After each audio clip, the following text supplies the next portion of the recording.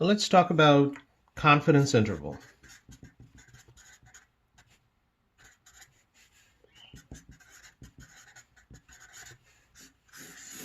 There are two types of confidence interval. So one is for mean, another is for proportion. So we're gonna first discuss the confidence interval for mean. There are two types of confidence interval here too. One is for large sample and another is for small sample. And typically for this class, large sample means n is bigger than or equal to 30 and small sample is n less than 30. So that's pretty much how we decide this. What's the difference? Here we use the normal distribution, and here we use a distribution called t. I'm going to discuss normal distribution. I already know. T distribution, how to find those values from R. I'm going to discuss that too. So let's talk about the large sample confidence interval. So what we are doing here, we are trying to find mu is our unknown population parameter. We want to find a lower limit and an upper limit for mu. So I can say that the mu, the population mean, should be between these two numbers. That's the idea. Well, how to do that? So let's talk about the large sample first. So large sample, I'm just writing CI, that means the confidence interval for mean, mu. The formula is, so mu is in the middle, and there are two lower limit and upper limit. Lower limit is x bar minus z alpha over 2 times s over square root of n. And here x bar plus z alpha over 2 times s over square root of n. Now, since it's large sample, n is bigger than or equal to 30, s and sigma are the same thing, meaning that the sample standard deviation and the population standard deviation are the same number. So it doesn't matter if sigma is given to you, that is actually s. So, or s is given to you, that's actually sigma, other way around. Now the question is how to find z alpha over 2. What is this quantity right here? Now we always write this. We attach a percentage of confidence with our interval. For example, we are 95% confident, meaning that we are trying to find 95% confidence interval. And this is exactly what this 1 minus alpha is. 1 minus alpha is 0.95. So alpha is 0.05. Alpha over 2 is 0.025. And that is exactly the number that you need to calculate to find the z alpha over 2. So what I'm saying is, if this is a normal curve, this is 95%.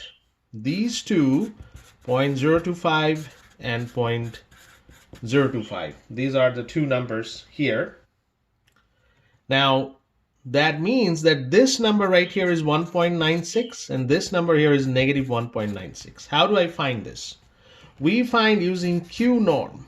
If I use Q norm, this is Q norm. Q norm, and within this we will say what would be the number to the left of this line. So if I want to find a 95%, if I plug in here 0.025, I'll get a negative 1.96. So this is how you find this number. And that will, the absolute value of that number. So we don't consider this negative or positive sign. We will just take the 1.96, plug it in here. So for this particular problem, z 0.025 is just 1.96. This is the number we plug in this equation. So that's the calculation. Q norm of whatever the area to the left, and you get a negative number. Ignore the negative sign. Just plug in that number in this calculation. That's how we calculate this. What other information should be given to you? X bar should be given to you, and S should be given to you. So X bar, S, and also N, that should be given to you. So these three information should be given to you, otherwise you won't be able to calculate this. So this is the large sample confidence interval. There are a couple of examples in your book where the one problem in your book at page 319,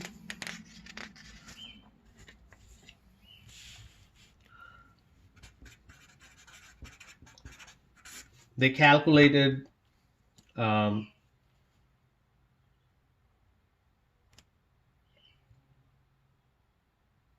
actually it's not 319, that's the S. Let me see if I can find an example in your book.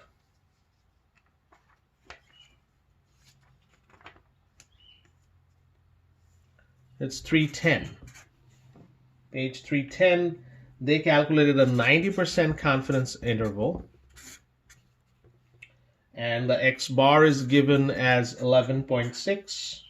Sigma, which is the same as S here, is 4.1, and N is given as 225. So this is bigger than 30. That means that you have to calculate Z alpha over 2.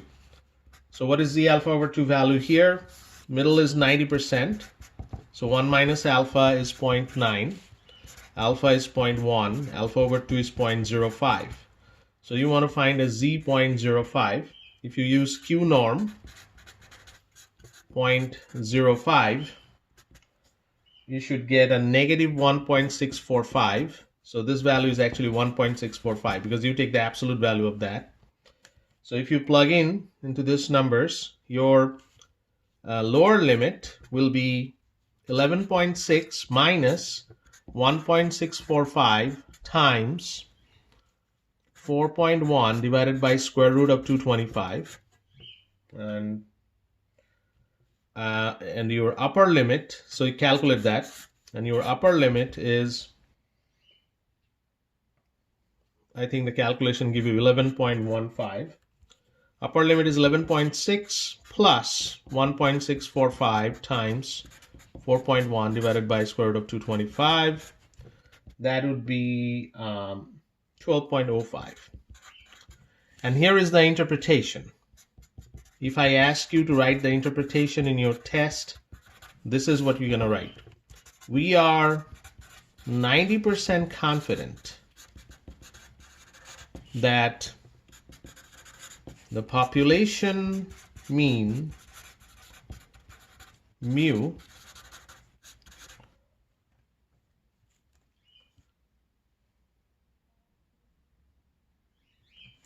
will be between 11.15 and 12.05.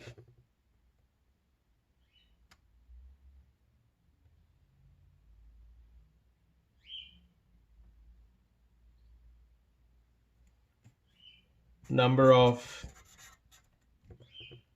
unoccupied seats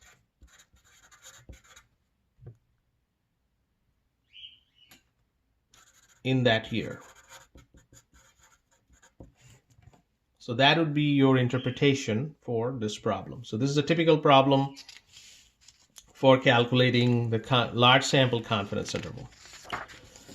Let's talk about small sample confidence interval. What's going to change? What's going to change for a small sample CI? What's going to change is the distribution. It'll be a T distribution.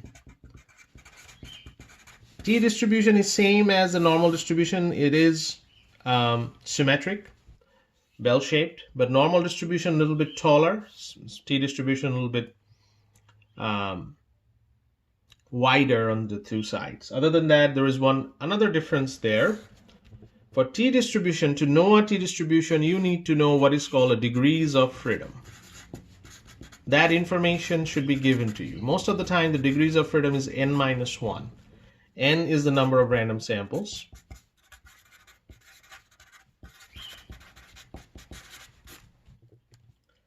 There are a couple of examples here that you have to, in your homework, you need to do that too. But so for example, you want to find the T distribution. So I'm asking you for, say, a 95% confidence interval.